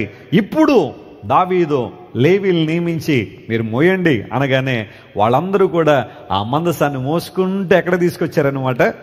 దావీదు పురంలో తీసుకొచ్చారు. దేవుని స్తోత్రం కలుగును గాక. దావీదు సంతోషంతో ఉత్సాహంగా దేవుని స్తుతిస్తూ పాటలు పాడుతూ నాట్యం చేస్తూ ఆ మందసాన్ని ఎక్కడ తీసుకొచ్చాడు? యెరూషలేములో దావీదుపురం అనే ప్రాంతానికి మందసాన్ని తీసుకొచ్చి అక్కడ ప్రతిష్ఠించారు. ఎక్కడో సీనాయి పర్వతం మీద దేవుడు చెప్పాడు మోషేకి ఇలా చేయాలని. అక్కడి నుంచి ఫర్నిష్ చేయబడిన తర్వాత బెసలేలు మరియు అహోలియాబుల ద్వారా ఈ మందసం సిద్ధపరచబడిన తర్వాత ఇన్ని ప్రాంతాలు తిరుగుతూ ఇన్ని మజిలీలు చేసుకుంటూ ఆఖరికి మందసం ఎక్కడికి వచ్చింది? దావీదుపురం దగ్గరికి వచ్చింది, యెరూషలేములోకి వచ్చింది, సియోను అనే ప్రాంతం. ఇప్పుడు దావీదు పరిపాలన చేసిన తర్వాత అతని కుమారుడైన సొలొమోను ఏం చేశాడు చెప్పండి? ఇశ్రాయేల్ రాజ్యాన్ని పరిపాలన చేశాడు. ఇప్పుడు దావీదు బ్రతుకున్న కాలంలో అనుకున్నాడు, దేవునికి ఒక నివాస స్థలాన్ని నేను కట్టాలి, ఒక మందిరాన్ని కట్టాలి, ఒక ఆలయాన్ని కట్టాలని దావీదు చాలా ఆశించాడు. అందును బట్టే తన శక్తి కొలది తాను సంపాదించిందంతా కూడా దేవునికి ఇచ్చాడు.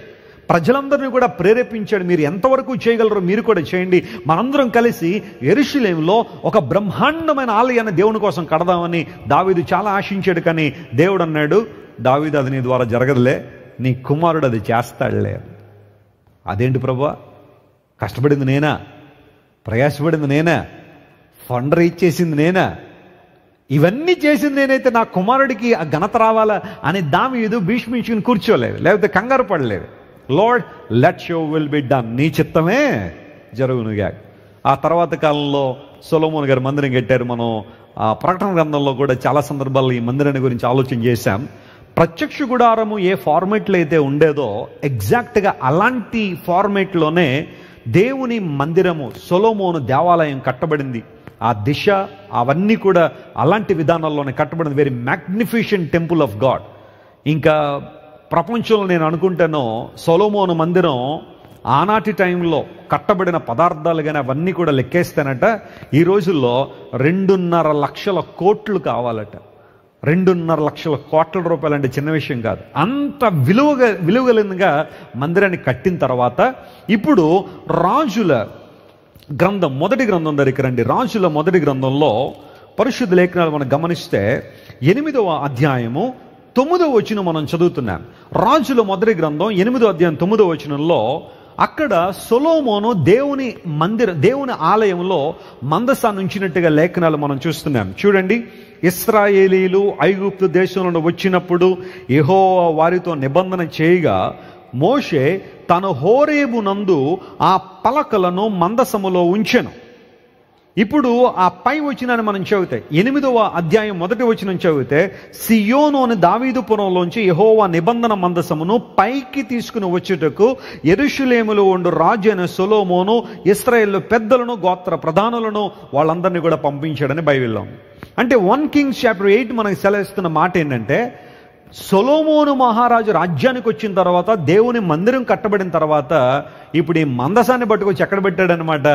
దేవుని ఆలయంలో ఉంచాడు. అంటే అంతవరకు మందసం సేఫ్గానే ఉంది, అంతవరకు మందసం చరిత్ర మనకు కనబడతానే ఉంది.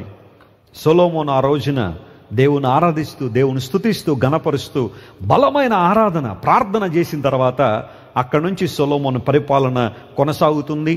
ఆలయములో చేయబడుతున్న ఆరాధనలు లేదా విధులు కట్టడలన్నీ కూడా అక్కడ నిర్వహించబడుతూ సాఫీగా కొనసాగుతుంది.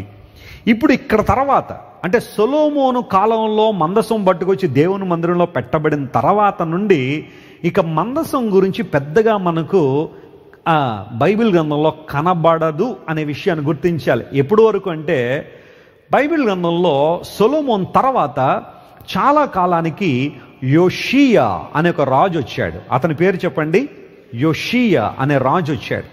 అతడు పరిపాలనకు వచ్చిన తర్వాత అప్పుడు మరలా పెద్దలను ఆజ్ఞాపించాడు, మీరు మందసాన్ని పట్టుకొచ్చి మరలా దేవుని ఆలయంలో పెట్టండి అన్నాడు. అంటే సొలొమోను రాజ్యం అయిపోయిన తర్వాత ఇశ్రాయేలు రాజ్యం రెండుగా విడిపోయింది. భేదాభిప్రాయాలు వచ్చాయి, ఐక్యత లోపించింది. 12 గోత్రాల వారు 2 ప్రాంతాలుగా విడిపోయారు. ఒకటి దక్షిణ రాజ్యం అని, ఇంకోటి ఉత్తర రాజ్యం అని చెప్పి వాళ్ళు పేర్లు పెట్టుకుని పరిపాలన చేయడం ప్రారంభించారు. ఒక ప్రాంతానికి సొలొమోను గారి కుమారుడు రెహబాము రాజయ్యాడు. మరొక ప్రాంతానికి సొలొమోను దగ్గర పనిచేసిన ఒక పనివాడు, అతను 10 గోత్రాలకు రాజయ్యాడు. ఇప్పుడు ఈ 2 రాజ్యాల మధ్య కొన్ని విభేదాలు కొనసాగుతున్న ఆ సందర్భంలో ఇప్పుడు శత్రువులు ఏం చేశారో తెలుసా? అరే, వాళ్ళు ఎంతవరకు కలిసి ఉన్నారు, వాళ్ళని మనం ఏం చేయలేకపోయాం, కాబట్టి ఇప్పుడు వారు విడిపోయారు కనుక వారి మీద మనం ఏం చేయొచ్చు? ఈజీగా దాడి చేయొచ్చు, అటాక్ చేయొచ్చు. ఎప్పుడైతే ఐక్యత లోపిస్తుందో, ఎక్కడైతే యూనిటీ ఉండదో అక్కడ అపవాది ఏం చేస్తూ ఉంటాడు?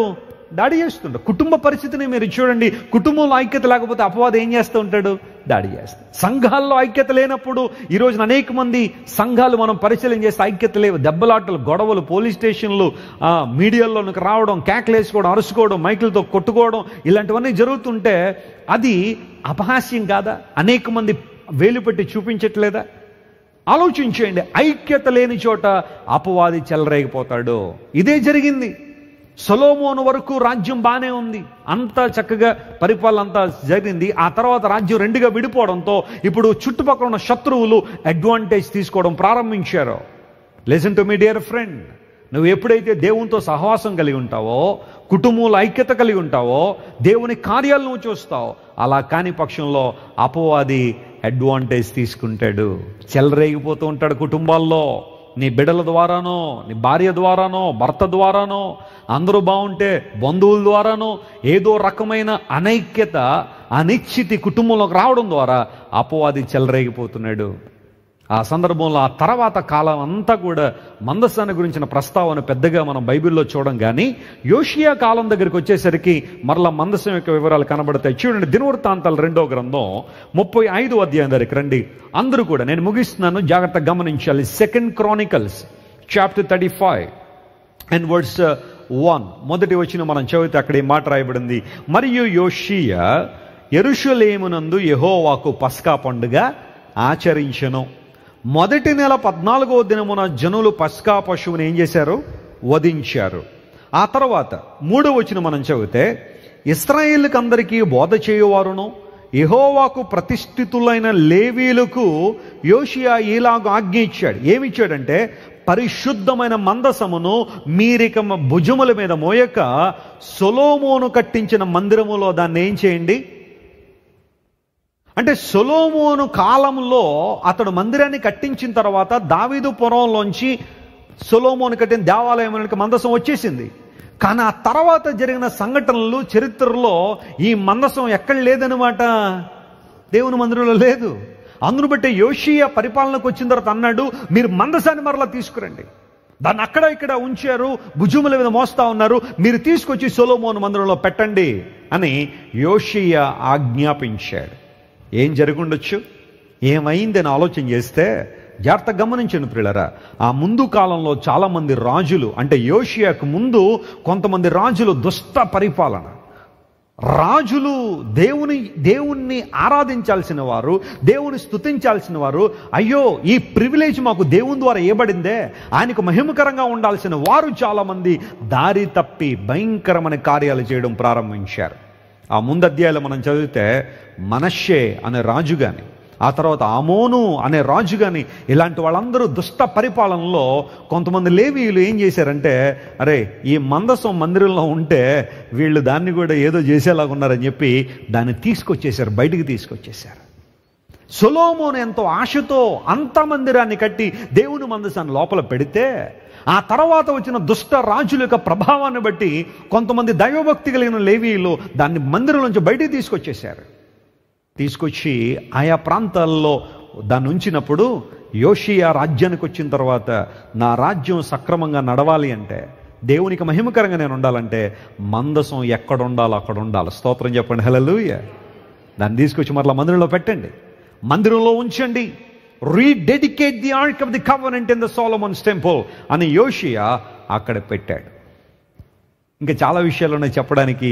ఈ మధ్యలో కొన్ని లెజెండ్స్ కూడా ఉన్నాయి, కొన్ని చరిత్రలో కొంతమంది కొన్ని రకాలైన విషయాలు చెప్పారు, కానీ అవి ఇప్పుడు అప్రస్తుతం, వాటి గురించి మాట్లాడాల్సిన అవసరం లేదు. కానీ యోషియా మరలా మందసాన్ని పట్టుకొచ్చి అక్కడ పెట్టాడు. ఇప్పుడు జాగ్రత్త వినండి ప్రియులారా, యోషియా పరిపాలన తర్వాత ఒక 40 సంవత్సరాలకి బబులోను రాజు అయిన నెబుకద్నెజరు యెరూషలేము మీదకి దండెత్తి వచ్చాడు. బబులోను రాజు అయిన నెబుకద్నెజరు ఎట్ అబౌట్ BC 587 and 86 ఆ సందర్భంలో బబులోను రాజు యెరూషలేము మీదకి దండెత్తి వచ్చి మొత్తం పట్టణాన్నంతా డిస్ట్రాయ్ చేశాడు. ప్రాముఖ్యంగా దేవుని మందిరాన్నంతా కూడా తగలబెట్టేశాడు. దేవుడంత కఠినమైన నిర్ణయాన్ని ఎందుకు అనుమతించాడంటే అక్కడున్న ప్రజల పరిస్థితి బాలేదో, అక్కడున్న ప్రజలందరూ కూడా దారితే, అప్పటికే ఇశ్రాయేలు వారందరూ అష్షూరు చెరకు వెళ్ళిపోయారు. ఈ యూదా ప్రజలందరూ కూడా బబులోను చెరకు 70 సంవత్సరాలు వెళ్ళిపోయారు. ఆ సందర్భంలో బబులోను రాజు నెబుకద్నెజరు యెరూషలేము మీదకి రావడం, యెరూషలేమును నాశనం చేసేయడం, మందిరాన్నంతా దేవాలయాన్నంతా కూడా తుత్తునీలుగా చేసేసి ఆ సందర్భంలో భయంకర వినాశనం జరిగింది. ఇప్పుడు ప్రశ్న ఏంటంటే మందసం ఏమైపోయింది? Where is the ark of covenant of God? అంతవరకు యోషియా కాలం అంటే నెబుకద్నెజరు యెరూషలేము మీద దండెత్తడానికి ఒక 40 సంవత్సరాలకు ముందు వరకు కూడా మందసాన్ని మనం చూస్తాం. కానీ ఆ తర్వాత ఏం జరిగింది? What happened? పాత నిబంధన గ్రంథంలో ఈ యోషియా ప్రస్తావించిన ఆ సంఘటన తర్వాత ఇంకెక్కడ మనకు మందసం కనబడదు. We can find it anywhere. మందసం కనబడదు. మరలా మందసం గురించిన ఆ ప్రస్తావన ఎక్కడొస్తుంది అంటే యోహాను గారు ప్రకటన రాస్తున్నప్పుడు పరలోకంలో మందసాన్ని చూశాడు. హల్లెలూయా.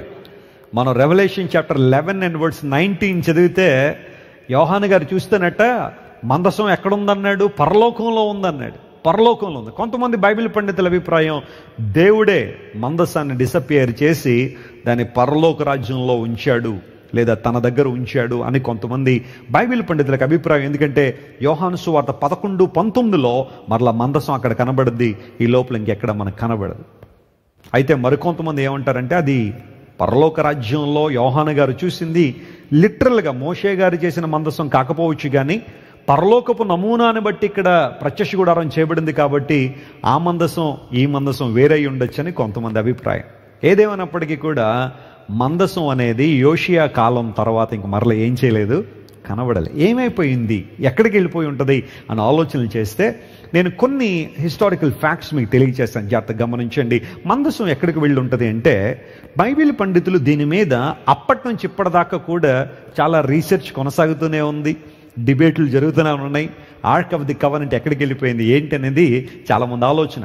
అయితే మనం అంత పెద్దగా బుర్ర పీక్కోవాల్సిన అవసరం ఏమి లేదు. ఎందుకోసం అంటే అపోస్తలుడైన పౌలు గారు ఆల్రెడీ చెప్పేశారు, ప్రత్యక్ష గుడారంలో చాలా వస్తువులన్నీ కూడా క్రీస్తు ప్రభువు యొక్క నిజస్వరూపానికి ఛాయ మాత్రమే, ఒక షాడో మాత్రమే. కాబట్టి నిజస్వరూపం వచ్చేసింది కనుక యేసు ప్రభు వారి లోకానికి వచ్చేశారు కాబట్టి వాటి గురించిన ప్రాధాన్యత అంత ఎక్కువగా లేదు.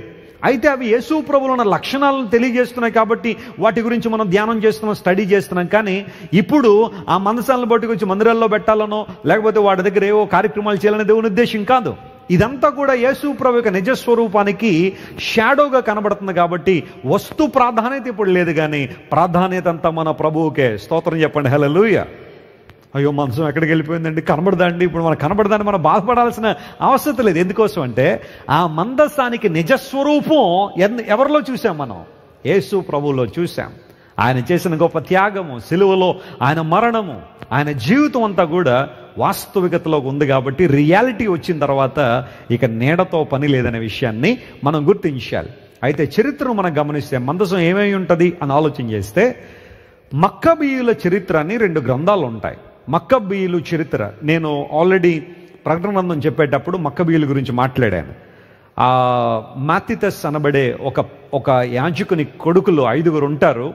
వాళ్ళు ఆ తర్వాత కాలంలో అనగా మలాకి తన ప్రవచనాలు అందించిన తర్వాత మత్తయి సువార్త ప్రారంభించడానికి 400 సంవత్సరాల చరిత్ర బైబిల్లో జరుగుద్ది. ఆ కాలంలో మక్కబీయుల చరిత్ర జరిగింది. వాళ్ళు దేవుని మందిరాన్ని ప్రొటెక్ట్ చేసుకోవడం, యూదులను తమను తాము పరిరక్షించుకోవడం. ఆ యాంతియోకస్ ఎపిఫానస్ అనబడే ఒక భయంకర రాజు దేవుని మందిరాన్ని పాడు చేసి భయంకర పనులన్నీ చేస్తే ఈ యాజకుని కుమారులు ఎవరైతే ఉన్నారో 5 కూడా పోరాడి వారితో పాటు అనేక మంది కలిసి తమను కాపాడుకుని మందిరాన్ని మరలా శుద్ధిపరిచి BC 167 నుంచి మరలా దేవుని కార్యక్రమాలు అక్కడ కొనసాగడానికి వారు సహాయపడ్డారు. మక్కబీల చరిత్ర, ఆ చరిత్ర అంతా కూడా ప్రపంచంలో 2 గ్రంథాలుగా మనకు కనబడుతుంది. పరిశుద్ధాత్మ దేవుడు ఎందుకో వాటిని బైబిల్లో అనుమతించలేదు కాబట్టి మనం వాటి గురించి అంత ఎక్కువగా పట్టించుకోం. కానీ దానిలో ఒక చరిత్ర ఏముంటుందంటే, 2వ మక్కబీల గ్రంథంలో 2nd చాప్టర్లో ఒక మాట ఉంటుంది. ఏంటంటే, బబులోను రాజు యెరూషలేము మీదకి దండెత్తడానికి ముందే ఇర్మియాకు దేవుడు చెప్పాడు, 70 సంవత్సరాలు ఇశ్రాయేలు ప్రజలు చెరక వెళ్ళిపోతారు, బబులోను రాజు నెబుకద్నెజరు వస్తాడు అని చెప్పినప్పుడు ఇర్మియా ఏం చేశాడో తెలుసా? ఈ మందసాన్ని పట్టుకుని వెళ్ళిపోయి ఓ ప్రాంతంలో దాచిపెట్టేశాడట. ఎందుకోసం అంటే ఇది శత్రువుల చేతులకి చిక్కకూడదు, బబులోను రాజును నెబుకద్నెజరు చిక్కకూడదని చెప్పి ఈ మందసాన్ని మరియు ప్రత్యక్ష గుడారంలో వస్తువుల్ని పట్టుకుని వెళ్ళి ఒక ప్రాంతంలో అతడు దాచిపెట్టేశాడట. మక్కబీయుల చరిత్రలో రాయబడిన ఒక విషయం ఏంటంటే, ఆ ఒక ప్రాంతం ఏంటి అంటే, మోషే గారు ఏ ప్రాంతంలో అయితే చనిపోయాడో, మౌంట్ నెబో అని మనం పిలుస్తున్న ఆ ప్రాంతం, నెబో కొండ, ఆ కొండ క్రింద ఒక గుహ ఉంటే ఆ గుహలో పెట్టేశాడట. ఇర్మియా గారు పెట్టేసి మొత్తం ఆ ప్రాంతానికి ఇంకెవరూ వెళ్లకుండా ఆ ప్రాంతాన్ని క్లోజ్ చేశాడట. ఇర్మియా గారికి మాత్రమే తెలుసు అవి ఎక్కడున్నాయో లేదా ఎక్కడ పెట్టాడో అని మక్కబీయుల చరిత్రలో ఉంది. బైబిల్లో అయితే మనం చూడం, కానీ ఆ మక్కబీ చరిత్రలో చూస్తాం ఇర్మియా గారు మందసాన్ని తీసుకెళ్లి శత్రువుల చేతిలో పడకుండా దాచిపెట్టేశాడని.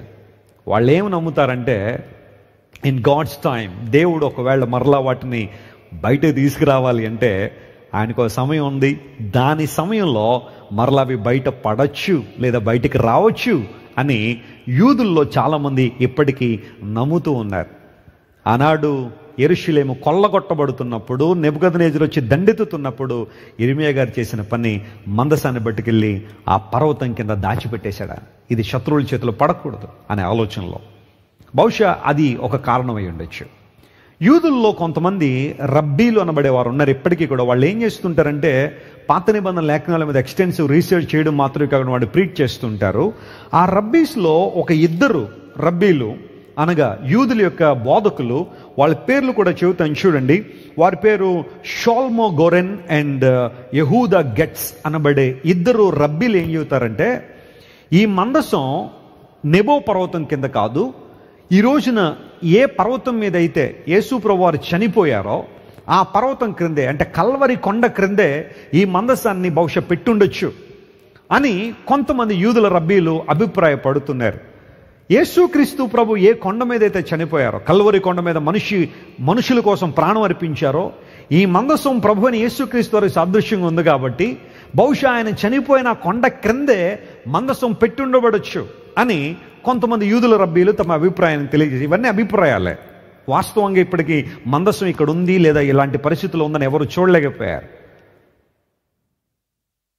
గమనించండి ప్రియులారా, ఈ మందసం బహుశా కల్వరి కింద ఉండొచ్చు అని కొంతమంది అభిప్రాయాలు వెల్లడి చేశారు.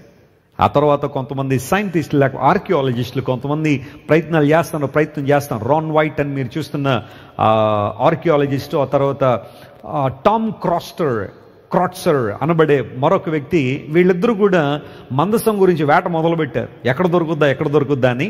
రాన్ వైట్ అనే ఆయన కల్వరి కొండ క్రిందే మందసం యొక్క జాడ ఏమన్నా దొరకచ్చు అనే ప్రయత్నం చేసి ఆయన ఏదో క్లెయిమ్ చేశాడు, మందసం ఇక్కడే ఉండుండొచ్చు అని. అయితే టామ్ క్రాట్సర్ అనబడే ఆ వ్యక్తి మందసం మౌంట్ నెబో కింద ఉంది, నెబో కొండ మీద యొర్దాన్లో ఉందని ఆయన ఒక నిబంధన, ఆయన కూడా ఒక సర్క్యులర్ రిలీజ్ చేశాడు, ఆయన కూడా ఒక ఆర్టికల్ రిలీజ్ చేశాడు. అయితే క్రిస్టియన్ ఆర్కియాలజిస్టులు చాలామంది వీళ్ళిద్దరివి కేవలం అభిప్రాయాలు మాత్రమే కానీ ఆ మందసం ఎగ్జాక్ట్ లొకేషన్ ఇంకా మనం తెలుసుకోలేకపోయామని కొంతమంది తెలియజేశారు. మరొక ఆయన కూడా ఈ రోజున ప్రపంచ ప్రఖ్యాతిగాంచిన ఆర్కియాలజిస్ట్ పేరు జిమ్ బారిఫీల్డ్ అనే ఆయన ఇప్పుడు ఇస్రాయేల్ దేశంలో అడుగడుగున అన్వేషణ చేస్తున్నాడు, మందసం ఎక్కడైనా దొరుకుద్దా అని ప్రయత్నం చేస్తూ, ఇస్రాయేల్ గవర్నమెంట్ వారు గనక నాకు అన్ని పర్మిషన్స్ ఇస్తే, అన్ని రకాలైన ఫెసిలిటీస్ కల్పిస్తే ఆర్క్ ఆఫ్ ది కవెనెంట్ ఎక్కడుందో అనేది నేను కూడా రీసెర్చ్ చేస్తాను, పరిశీలన చేస్తానని ఈ జిమ్ బారిఫీల్డ్ అనే ఆయన ఇతను కూడా ప్రకటించాడు. ఇవన్నీ ప్రయత్నాలే తప్ప ఎప్పటికీ మందసం ఎక్కడుంది అనేది మనం తెలుసు. యోషియా కాలం తర్వాత ఆ మందసాన్ని దేవుని మందిరంలో తెచ్చిన తర్వాత అక్కడి నుంచి మందస ప్రస్తావన మన బైబిల్లో కనబడదు. అయితే ప్రియులరా, భక్తుడైన యోహాను పరలోకాన్ని చూస్తున్నప్పుడు పరలోక రాజ్యంలో మరలా ఏం కనబడుతుంది? మందసం కనబడుతుంది. అపోస్తలుడైన పౌలు తాను మాట్లాడిన 2 మాటలు, కొలస్సీలకు రాసిన పత్రిక 2:17 కానీ హెబ్రీయులకు రాసిన పత్రిక 10:1 కానీ మనం చదివితే, ధర్మశాస్త్రము రాబోచున్న మేలుల విషయమై ఛాయగలదియే గాని నిజస్వరూపం కాదు అని చెప్పినట్టుగా ఈ రోజున మందసాన్ని మనం కళ్ళారా ఎందుకు చూడలేకపోతున్నామంటే దేవుడే దాన్ని ఏం చేశాడనమాట? మరుగు చేశాడు. ఎందుకోసం అంటే నిజస్వరూపం అది ఎవరిలో నెరవేరింది? మన ప్రభువుని యేసయ్యలో జరిగింది. మందసము తుమ్మకర్రతో చేయబడి బంగారం పొదిగించబడడం యేసు ప్రభు యొక్క మానవత్వానికి, ఆయన దైవత్వానికి సాదృశ్యం. యేసు ప్రభు వారు తన యొక్క రక్తాన్ని ఒలికించడం ద్వారా పాప క్షమాపణ మనందరికీ ఇచ్చారు. ఎందుకోసం అంటే మందసం మీద ఉన్న కరుణాపీఠం మీద రక్తం ఒలికించబడినప్పుడు ప్రాయశ్చిత్తం ఆనాటి ప్రజలకు జరిగినట్టుగా యేసు ప్రభు శిలువలో మనందరి కోసం మరణించి తన రక్తాన్ని కార్చి ప్రాయశ్చిత్త బలిగా, నిత్య బలిగా, పుణ్య దానముగా ఆయన మన కొరకు అర్పించబడ్డారు కనుక మనందరికీ కూడా పాపక్షమాపణ, ఆత్మరక్షణ ఉచితంగా కలిగా. దేవుని నామమున స్తోత్రం కలుగునుగాక. ఈ మందసం మన ప్రభువుని యేసుక్రీస్తు వారిని చూపిస్తుంది కాబట్టి యోషియా కాలం తర్వాత ఆ మందసం మరలా కనబడలేదు. సాక్షాత్తు యేసు ప్రభువే శరీరాకారంలో ఆ తర్వాత కాలం మనందరి కోసం ఆయన ఈ లోకానికి దిగి వచ్చాడు.